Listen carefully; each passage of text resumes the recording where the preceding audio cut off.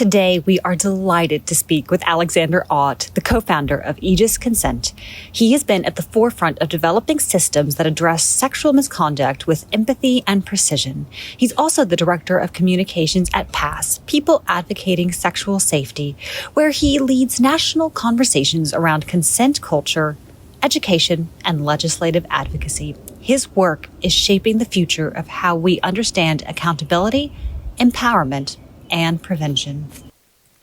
Good morning, Alex. Thank you so much for being with us today. Good morning, Ashley. Thank you so much for having me. This is an honor, and I have been so looking forward to being able to talk to you and to have this conversation and really to be able to pick your mind and to hear all of the opportunities that we have as a community to be able to support the work that you're doing that is so incredibly important. So let's start with the beginning. Let's talk about education and consent. So why is consent education so vital? Well, the real root of the issue is setting a foundation for children. It doesn't always have to be sexual in nature, but getting young people kind of in tune with this concept of free agency. You know, if it makes them uncomfortable, speak out against it, kind of remove yourself from the situation, get an adult that you feel is responsible. When it comes to consent, it doesn't always have to be sexual. We can start the conversation at something as simple as, are you comfortable with wearing like a blue shirt today? Are you comfortable with wearing a yellow shirt? It's really beginning to teach agency at a young age, which I think is really important. Exactly. Because when you start to have harder conversations, if you haven't built that foundation, there's really nothing to go on, is there? Yes, and what we're really trying to hammer down is training that resiliency. You know, making sure that a young child would have the strength of will and fortitude to say, no, this isn't right. I don't like this. Stop. And I think what we're seeing is that consent education is incredibly limited in the schools, that this is something that really does need to begin at home. But why are the school systems so behind in practicing this incredibly important skill with our students and children? Thank you for a wonderful question, by the way. I'll try to answer that in a couple different parts. Firstly, there's only 20 states, including the District of Columbia, that actually teach consent as part of their sex ed curriculum. And as a part of that consent education, it's widely known that the greatest component of that is abstinence. So all they're really preaching is don't have sex, and you will never have sexual assault. So we really try to skirt around what is the traditional abstinence above all and teach them that, sex is a very normal part of human behavior. And more so now than ever. And we want to encourage healthy interpersonal relationships rather than spurn them. So part one is educating on the fact that sex happens and what consent is in the context of sex. What we can do to try to shift the narrative from abstinence to a more consent-centered conversation is to express that we have nearly 500,000 reported sexual assaults in the United States every single year. That is similar to the number of influenza cases we have each year. And we all know the campaigns, the vaccines, the mandates before anyone can go to college. So it's strange to me and many other advocates in the space that with such a widespread issue, we aren't seeing as much coverage on the lacking prevention systems and the education that could go into kind of stopping an injurious experience like that. So beyond just consent conversations, beyond just consent conversations, sexual education is severely lacking. 51% of Americans actually receive some kind of sex ed in high school, and the other 49% report having never attended or having never been taught it while attending a public school. That is incredibly limited. So basically half of the population has not received any type of conversation about sexual education in the schools. Pretty much. And we're seeing that it's not that different in the house. Many students have parents that feel kind of awkward or maybe believe that it would be the school's responsibility to teach these topics to their kids. And it's one of those situations where I thought you handled it. Oh, I thought you handled it. And as comedic as that may sound, we end up with young men and women that go to college and are thrust into independence without being properly prepared. And so are we seeing a call to remedy that, especially in lower elementary, right? Going into middle school, really that's a time when I think these conversations just start beginning. Absolutely. Going into high school, is there a campaign of any sort saying that we need to address this and we need to address this in the school systems? Yes, there are multiple organizations campaigning for early intervention in these prevention courses. Like we had just talked about earlier, when it comes to encouraging free agency in young children, the earlier you start, the better. And we're seeing a lot of exercises with pre-K children in choice. Now, these choice exercises, they start simple with, do you want to play with this toy or that toy? Do you want to exercise like this or like that? And what we're finding is that this opportunity to choose encourages these students to develop a more firm sense of self at a very young age. And a firm sense of self lends a wealth of, and a stronger sense of self allows for greater strength in the face of adversity, especially in situations involving peer pressure or coercion. And it seems like that's an example of how we succeed when we get it right, when we start to have these conversations. So what would that look like in the high school system of getting it right and being successful in teaching these types of consents? Well, we at P.A.S.S actually collaborated with a company called Human.Plus, and we surveyed about 895,000 Americans. So that was currently enrolled students, their parents, and their school administrators. In this study, we found that 94% of all students want further education in consent. Wow. And even beyond that, we dug a little bit deeper and found out why. They're just confused. And it's a level of confusion on topics that are so important, like yes means yes, no means no. However, not all yeses are yeses. And how do we navigate around nonverbal cues like body language? Now, we're told not to interpret body language or nonverbal cues as a means of affirming consent. However, it is incredibly important to take in those nonverbal cues to identify when your partner is uncomfortable. So it's not really tit for tat here. Yes can mean yes, yes can mean no, no can never mean yes, and no always means no. So a lot of students need further clarity on how I can identify when my partner's uncomfortable, what can I do to communicate with them if they're uncomfortable. And there's a certain level of fear between students and their partners. They've seen the consequences. They've been taught this ambiguous idea of consent, and they don't really understand what the boundaries are. We're looking at close to 90% of all sexual encounters in college involving substances like alcohol or drugs to some degree. And in many cases, consumption of alcohol invalidates consent.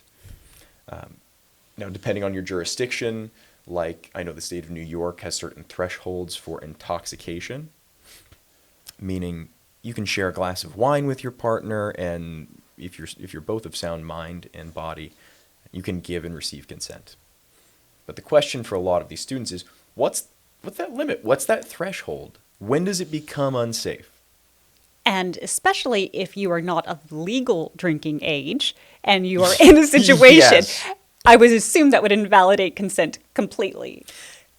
And beyond that, it's so funny you bring up the underage element there, because it plays a very powerful force in suppressing the reporting of sexual assaults and rapes.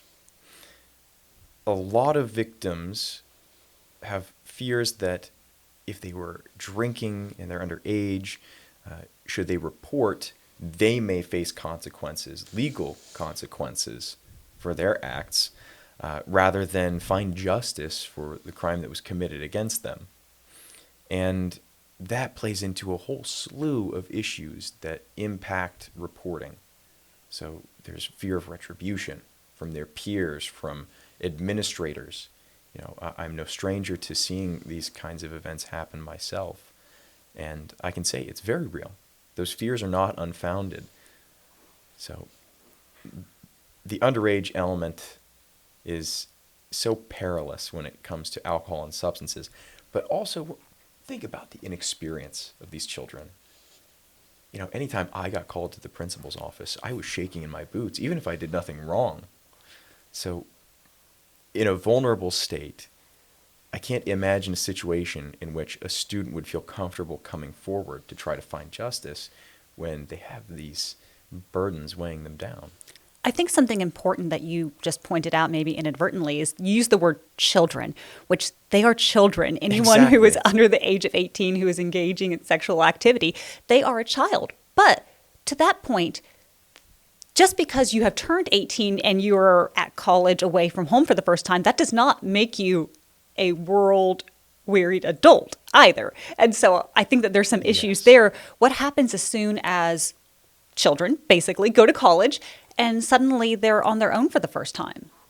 It's really jarring to try to wrap my head around this notion that you can be a 17-year-old in high school one day, still a child, and then the second you turn 18 and get shipped off to college, there's this expectation of independence and this expectation to handle yourself, your wellness, your well-being, and your safety all on your own. And, you've got students coming from all over the place, outside of the state, outside of the country, which can be just a terrifying prospect, not only for the children, but for their parents as well. Within our study, we had found that one of the larger concerns of parents was that they didn't feel their students understood formal consent. And what I mean by that is a lot of parents had fears that their student wouldn't understand how to properly give or receive consent, and that they would get themselves into trouble. It's a really interesting notion that a child is suddenly an adult just by difference of a few days, few weeks, few months. And as you know, and pretty much everyone else in the world knows at this point, women and men mature at different rates. Yes, we do. Women experience mental maturity much faster than men do. It takes men until about 23, and in some cases, like me, maybe 27, to really fully develop. But the biggest issue is that the part of the brain that matures the latest in life is the part that deals with consequences. And we're sending these immature, underdeveloped individuals to a situation in which there's a plethora of alcohol, parties, and opportunities for high-risk situations to come about. So you mix all of that together with a base level of unpreparedness, and you have a perfect storm for sexual assault. Speaking of that perfect storm, we've talked about this, and there's a term which you will introduce the audience to. There is a particularly vulnerable time during the first 1 to 2 years on campus. Am I correct? So will you talk a little bit about that and why that is such an important time for being aware of consent and, like you said, developing that sense of what consequences might come? Yes, absolutely. Well, MIT had kind of coined the term red zone. Okay. Now, this red zone refers to the first 4 semesters of college, so freshman and sophomore year, basically. And that is where 80% of all sexual assaults on college campuses occurs. Those first 4 semesters. And while we're on the subject of numbers here, 1 in 6 women, this is a very hard stat, 1 in 6 women will be sexually assaulted before they graduate from their undergraduate program. And it's 1 in 15 for men. Take all of these numbers with a grain of salt. They've been taken from what I believe to be one of the ultimate authorities on these kinds of statistics, which is RAINN, the Rape, Abuse, and Incest National Network. An amazing resource for sexual assault prevention and awareness. We have very skewed statistics on men because their likelihood of reporting a molestation or sexual assault is about 7%. So we don't have all the data, and we can't even begin to understand just how bad the issue truly is for both young men and women. Sexual assault is the most underreported crime worldwide. Why is that? I mean, we talked a little bit about the repercussions, but how do we encourage people to speak out? I think, and a lot of experts think, that it has a lot to do with the reporting pipeline. So the ease in which an individual can report the crime and how casual the entire situation is has a dramatic effect on incoming reports. For instance, one study had shown that the more steps it took for a victim to report their sexual assault formally, the less likely they were to undergo the process. And in a similar vein, campuses in which there are peer counseling services available, very informal, very casual, disarming environment in which someone can talk to their peer about an injurious experience, allows them to kind of talk through it without the fear that they will be forced to report. Because I'm not sure if you would know this, but the Sandusky law, after the incident with Jerry Sandusky on Penn State's campus, there had been a new law requiring any faculty member of a campus, college campus, or university, once they're made aware of a sexual assault, they are required by law to report it to the police. Now, that strikes a bit of fear into the hearts of victims who aren't ready to report yet. You know, these things, they take time, and everyone is ready at their own pace. Now, the fear of being forced to report, to have that autonomy taken away from you, after you've already been taken advantage of to such an egregious extent, it's terrifying. So, peer counseling centers are a wonderful resource for students to start that process and get more comfortable sharing their story before they move forward with a formal report. Now, I firmly believe in the effectiveness of peer counseling centers. I've taken advantage of them myself. A lot of my friends who had experienced some kind of sexual violence, they themselves have really expressed a great level of gratitude for their opportunity to talk to their peers. I think that's incredible, and I hope that we see those centers pop up more, because we do need this sense of community. Because when someone has undergone a sexual assault and experienced sexual violence, they're feeling very isolated and scared and alone. And so I love that there's a place where they can go and speak to someone who maybe had a similar experience and find a sense of safety. Absolutely. And I think that peer counseling centers are really catching on. A university in which we had visited in New York, the University of Mount St. Vincent, they were a wonderful partner for our exploratory study on the effectiveness of currently existing preventative education programs. Now, they had a peer counseling center, they do weekly outreach, as well as tabling, so they have student volunteers tabling to give people information on sexual wellness. And I really think that, like you said, getting the whole community involved plays a major role in increasing the visibility on the issue, as well as preventing anyone from kind of hiding away from the public eye and committing these atrocious acts. This has been an incredibly enlightening conversation, talking about high schools, talking about colleges, but I'm really interested, what is P.A.S.S doing to provide education beyond just the very meager sex ed that students are currently getting in high school? Thank you for asking. We at P.A.S.S have taken a lot of time to dedicate background research, market research, and further research on our own curriculum. And we've developed what we believe to be the most effective means of communicating these themes, like coercion, affirmative consent, recognizing nonverbal cues of reticence or hesitance, and an effective program in instructing young men and women on how to avoid the dangers of alcohol involved with sexual encounters. When it comes to educating students on consent, we had held a program with a New Jersey high school, and we found that the most effective way to communicate these themes is through scenario-based training. Now, it's nothing too novel, but the way we handle it is a bit different. Rather than your standard, half a page long reading assignment or static photo with a narration, we provide custom tailored videos for each specific theme. And we really walk the students through each danger or each potential danger within the situation that's displayed in the video.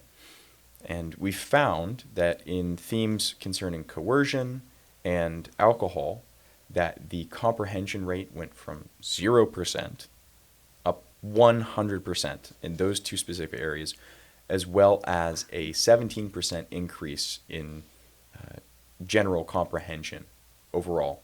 So the effectiveness of our program has been proven not only there, but as well as 2 other schools in which we've held our program. This is absolutely incredible. So P.A.S.S is not just on the cutting edge of education, but really you have created a culture of consent for students who never have maybe even thought about it. So that really is a triumph, and the organization's only been around for a very short time. So to see that level of success already shows that this is an area that needs to be addressed. Well, I really appreciate that, Ashley. And the really fun part of educating on consent is that with these younger generations, I recognized that they've grown accustomed to short form media, TikTok, Instagram Reels. I myself have gone down a endless scrolling loop before, but that really helped us tailor our program into short, quick bursts of learning that are easy to digest. We made sure that the wording, the verbiage is kind of easily comprehended by anyone at any reading level. So there's no need to overcomplicate these themes, despite how ambiguous and complicated everything already is. We made it kind of cartoonish, kind of fun, and then in the more serious, more dark themes, we really rein it in. We've been able to draw upon popular culture references, and specifically with the New Jersey students, they all watched Euphoria. So they were intimately aware of themes of coercion concerning power imbalances, student-teacher relations, workplace interactions between maybe your direct superior or even, CEO. And they were acutely aware of these themes of power imbalances because of Euphoria. And I have to say that was one of the first examples of popular media influencing consent understanding in a really positive way. That's fantastic. I hope that we continue to see that and that these open conversations continue because our students need it. And I'm thankful that organizations like P.A.S.S exist to be leaders in education, and that the work that you're doing not only has changed high schools and colleges, but will lead to hopefully some incredible lobbying and changes as we move forward and look at the administration and government work that we do. So thank you, Alex, so much for coming. I'm so incredibly thrilled to continue our conversation and look forward to talking more about this. Likewise, Ashley, and thank you for your kind words. Thank you.